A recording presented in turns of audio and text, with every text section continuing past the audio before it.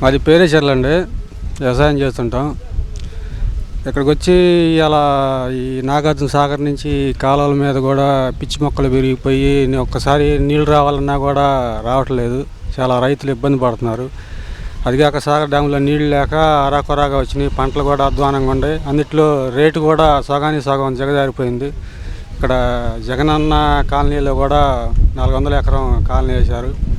అది సబ్ కాంట్రాక్ట్లు ఇచ్చి కట్టిస్తున్నారు. ఈ బరగొడ్డు వరకు గేదె నెట్టినా కూడా పడిపోతున్నాయి. అంత క్వాలిటీగా ఏమి లేవు. ఈ గవర్నమెంట్ అంత ఇదిగా ఏమి లేదండి. గవర్నమెంట్ మళ్ళీ రావాలనుకుంటున్నారా? గవర్నమెంట్ మారితేనే బాగుంటుంది. పథకాలతో పాటు అభివృద్ధి కూడా కావాలి.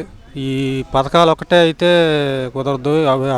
ఏమైనా పరిశ్రమలు తెచ్చి వాటితో అప్పులు లేకుండా రోడ్లు బాగుండి సంక్షేమంతో పాటు అంతా అభివృద్ధి అయితేనే బాగుంటుంది.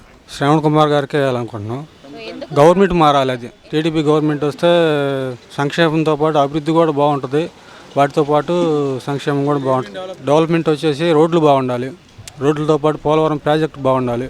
పోలవరంతో పాటు ఇక్కడ నీళ్లు మనకి నాగార్జున సాగర్ డ్యామ్లో లేకపోయినా సరే ఇక్కడ ఎత్తిపోతలు కట్టి మామూలుగా నగరికల్ దగ్గర డ్రిప్ ఇరిగేషన్ చేస్తే ఈ ప్రాంతం అంతా సస్యశ్యామలం అయింది.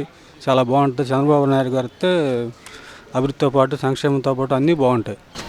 పెమ్మసాని చంద్రశేఖర్ గారి పైన మీ అభిప్రాయం? పెమ్మసాని చంద్రశేఖర్ గారు మొట్టమొదటిసారిగా ఆయన పోటీ చేస్తున్నారు.